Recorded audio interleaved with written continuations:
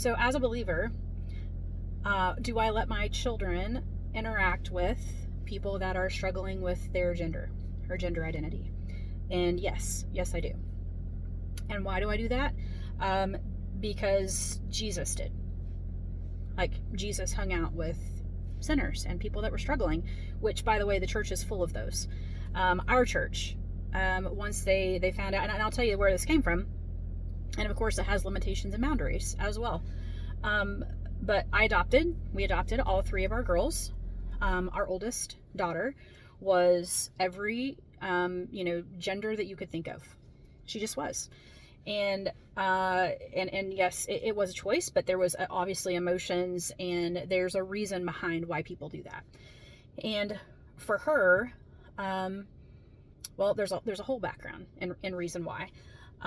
But especially after she left our home, she became homeless.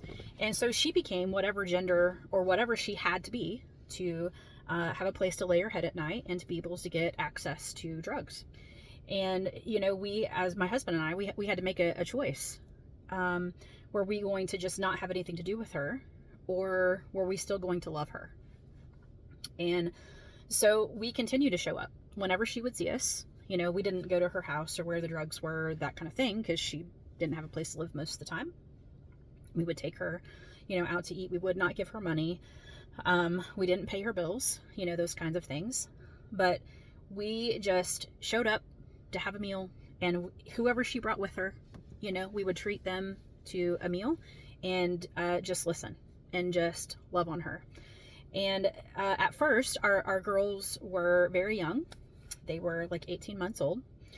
And then as they began to grow, there was a time period where she was concerned anyway, that we had to say, that they couldn't see their sister. And, as they got older and could begin, to understand, some of the boundaries, we just started talking about it. But every park that we would go to, we're surrounded by people that are struggling with their gender and their identities and who they were created to be. And, when we were walking through that with our oldest daughter, we very much needed the church to not run away from us, but to step into our life with us. And that's something that even in my church now, it's been 20 years now, 15 years later. There's a lot of secret families. They have children that are struggling with this, and they don't openly talk about it within the body of Christ. They're embarrassed, for one. They feel like they've done something wrong. They don't know how to handle it. And when Christian families start to hear that somebody's struggling with that, they abandon those families, like, out of here, not letting my kid have anything to do with you. And so a lot of these families, have migrated into my circle, because we don't shy away from it. We've met all kinds of kids, in public parks. We've met kids at the skating rink, in organized sports. We've even had some kids. My girls are now 14, and we've had some girls in their youth group that are struggling with gender identity, and those kids are welcome in my home.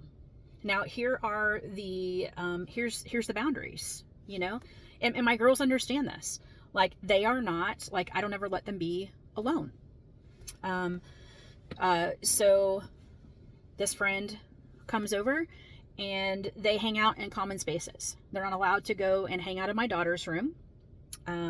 We don't have closed doors. If they go outside, if they're in the backyard, like, I have a porch chair, whatever, and I'm rocking and I'm reading a book. Or I have the back door open to the kitchen where I can hear their conversation.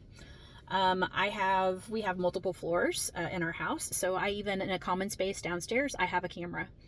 And I just know that if that particular friend, if we're spending time, like, a lot of times when we invite her to come in and do things with us, we're doing things together as a family. So, we're going indoor climbing, we're going to, play miniature golf, or we're doing things together. And, what's really amazing, we've watched this transformation over a 3-year time period. This girl, you know, she knows that we're not afraid to have the conversations. I'm not, and neither are my girls. And if they have a question about something that she says, they'll say, Mom, what does, you know, what does the Bible say about that? Or this is what she says is you know, is this right? And so we talk about it. And if I don't know, I say, I don't know, let's look it up. But you know, we also as a family have a conversation with this friend. So when she says, you know, I like so-and-so, and we'll say, well, so why do you like them? You know, like we just have normal conversations about things, and we don't shy away from it.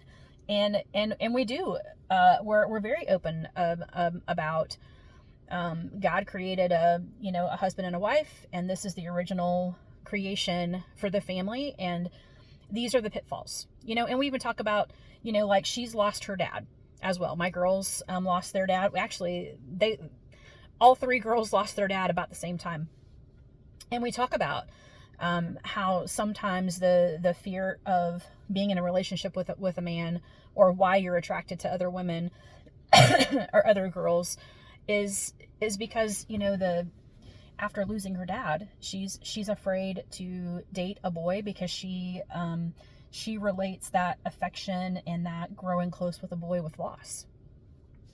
Like, we've had those kind of conversations. So that's the boundary. Like at the park when they were little, again, you just have to be very present. You have to be present. So I can't work, you know, I can't be distracted. Like, I very much have to be a part of, you know, we don't do sleepovers with those friends. She has gone on a trip with us as a family, and we don't share beds. You know, like, you can still do all of those things together, within reason, but you have to be present, very present, and you have to have open conversations, and you have to have some boundaries. And there's even been, you know, some conversation that came up that I just had to go, that's a little more than what, you know, we need to be talking about at 12. So that's, you know, let's not have that conversation here. Like, if you want to have that conversation with me, I'm happy to talk to you about that. But that's not a conversation that you should be having, you know, with my girls. Like, that's kind of more of a grown-up adult conversation. And there was once where she came to me and had that conversation with me. And I was so thankful, you know, very thankful. And I'm also on the back end of that, depends on their parents as well. In this particular situation, it was another believing family, and they were also not supporting her lifestyle, but trying to, you know, that balance. Like, you can't look at a 10-year-old kid, oh, yes, you could, and go, well, you're struggling with your identity, hit the door, Jack. Like, you're not going to live here and struggle. Like, how does that work? It was just, you know, so I would have conversations with the mom as well, and say, this is what came up in our trip, or in our conversation. So another another instance, you know, we were on a little boat tour in the city where we live, and there was a 2-girl, you know, female, a gay couple that was right next to us, and they were second grade teachers. My girls were in second grade, and I could see the wheels turning. And I have a daughter that she's very impulsive with her speech, with everything. And I was like, oh boy. And so I said to the girls, I was like, hey, why don't you take a walk with me? And so we walked to a different part of the boat. And I said, hey, I can see the wheels kind of turning. Like, before you just blurt something out, like, why don't you ask me the questions? Like, what are you thinking? And so this particular time, the question was, if she wants to be with somebody that looks like a boy, then why isn't she just with a boy? You know? And I was like, valid question. Happy to have that conversation when we're at home. Okay? Talk about that when we're at home. And then my other daughter said, well, Mommy, are we allowed to talk to them? And I said, absolutely. And they were wonderful. Like, absolutely wonderful. Fantastic people. They were so fun. Second grade teachers, totally related to my second graders. We had the best conversation, and just the best 2.5 hours on that boat ride. they pointed out things. They listened to the girls, everything they wanted to talk about. We're so impressed with their history and the things that they knew. And, it really kind of changed for me how I approach this, just within my family. I had people that, even back when it really was very taboo, struggled with being gay, and bisexual and those kinds of things. And I loved them. Like, they were some of my favorite people on the planet. Hilariously funny. Would show up at the drop of a hat to help you. And even when I was a teacher, teaching high school students, and I lost 3 babies while I was a high school teacher, and hands down, the most compassionate kids that I had were my students that were gay. I didn't really understand why at the time. They actually showed up at my house and brought me cookies and brought me a blanket. They checked on me. They checked in with my co-teachers to see how I was doing, tracked me down the day I came back from school, cried with me, were some of the most compassionate kids that I ever taught. And they understood what it meant to be persecuted and to be an outcast and to be different and all the things. But I never treated them any different. I just, we all have sin, and God actually, in the scriptures where he talks about homosexuality, he talks about it in the same context as lying, as lust. A sin is a sin is a sin. And I knew that growing up, I really loved those people in my family that struggled with that. And I didn't understand, as followers of Christ, why, as the church, we just basically gaslit these families or abandon them. So that's my long answer to yes, we do. We talk with pretty much anybody. And, sometimes I have to kind of give my kids the signal of, we'll sort that out at home. There are sometimes things that they don't understand.